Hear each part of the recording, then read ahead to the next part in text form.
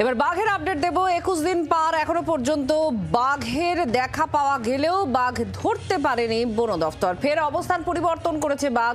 এবার বান্দোয়ানের রাইকা পাহাড় ছেড়ে ঝাড়খণ্ডের দলমা পাহাড়ের জঙ্গলে প্রবেশ করেছে বাঘ, এমনটাই মনে করছে বন দফতর। ট্র্যাপ ক্যামেরায় তাকে দেখা গিয়েছে একাধিকবার, কিন্তু এখন তার গতিবিধি যা সেটা দলমা পাহাড় এলাকায় এমনটাই মনে করা হচ্ছে।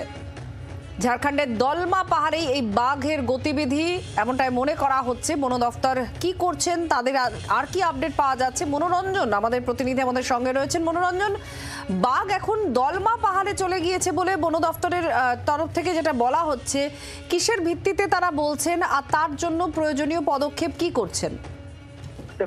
প্রতিদিনই নিজের অবস্থান পরিবর্তন করে চলেছে ওই বাঘটি। গতকালকে বান্দোয়ানের যমুনাগোড়া, ভাড়ারি সমস্ত বিভিন্ন এলাকায় বাঘের পায়ের ছাপ পাওয়া গিয়েছিল। তারপর থেকে নতুন করে কোনো বাঘের ছাপ গতকাল বিকেল থেকে পাওয়া যায়নি। আজকেও কিন্তু দেখা যাচ্ছে যে বন দপ্তরের পক্ষ থেকে মনে করা হচ্ছে যে এলাকায় লাস্ট বাঘের পায়ের ছাপ পাওয়া গিয়েছিল সেখান থেকে দলমা পাহাড়ের দূরত্ব মাত্র 3 থেকে 4 কিলোমিটার।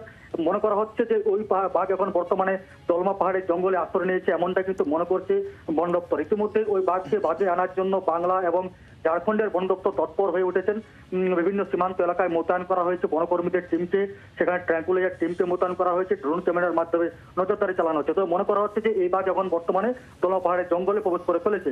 সেই দলমা পাহাড় লাগোয়া জঙ্গলে ঝাড়খণ্ডের বন দপ্তরের পক্ষ থেকে সতর্কবার্তা জারি করা হয়েছে। জঙ্গলে যেতে একেবারে নিষিদ্ধ করা হয়েছে গ্রামবাসীরাও কিন্তু ভয়ে আত্মীয় রয়েছেন এই বাঘের আতঙ্কে। তবে তোমাকে বলে রাখছি, বিগত 31শে ডিসেম্বর ঝাড়খণ্ডের চান্ডিল, দলমা থেকে শুরু করে বালিডি বিভিন্ন এলাকায় জাতীয় বেরিয়েছিল 14 দিন ধরে এই বাঘটি। তারপর পুরুলিয়ার বান্দোয়ানের রায়কা জঙ্গলে প্রবেশ করেছিল। অবশেষে 7 দিন এই রায়কা থেকে শুরু করে কেসরা, ভাড়ারি সহ বিভিন্ন পাহাড়ের জঙ্গলে ঘোরাফেরা করে বাঘটি আবার ফিরে গিয়েছে দলমা পাহাড়ে, এমনটা কিন্তু মনে করা হচ্ছে। তবে এই বাঘ আতঙ্ক কিন্তু এখনো ছাড়েনি, কারণ যে দলমা পাহাড়ে এখন বাঘের অবস্থান বলে মনে করা হচ্ছে সেই এলাকা থেকে বান্দোয়ানের সীমান্ত কয়েক কিলোমিটার দূরেই।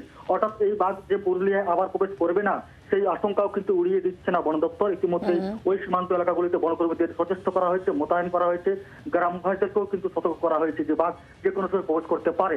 তবে এই বাঘকে কিভাবে বাঘে আনা যায় তার জন্য এখন চেষ্টা চালাচ্ছে ঝাড়খণ্ড ও বাংলার বন দপ্তর। সেই বাঘ বিশেষজ্ঞরা ঘটনাস্থলে পৌঁছেছে, পাশাপাশি ড্রোন ক্যামেরার মাধ্যমে নজরদারি চালানো, যে পদক্ষেপগুলো নেওয়া, সেখানে দলমা পাহাড়ে ফাঁদ পাতা হয়েছে শুকর এবং ছাগল দিয়ে, এই সমস্ত পদক্ষেপগুলো নেওয়া হচ্ছে। তবে এই বাঘ কবে বাঘে আসে, এলাকার মানুষের মধ্যে আতঙ্ক কবে কাটে, সেটা এখন দেখার বিষয়। ধন্যবাদ। মনোরঞ্জন মিশ্র আমাদের প্রতিনিধি জানাচ্ছিলেন বন দফতরের তরফ থেকে এখন অত্যন্ত সতর্কতার সঙ্গে পুরো বিষয়টিকে দেখা হচ্ছে।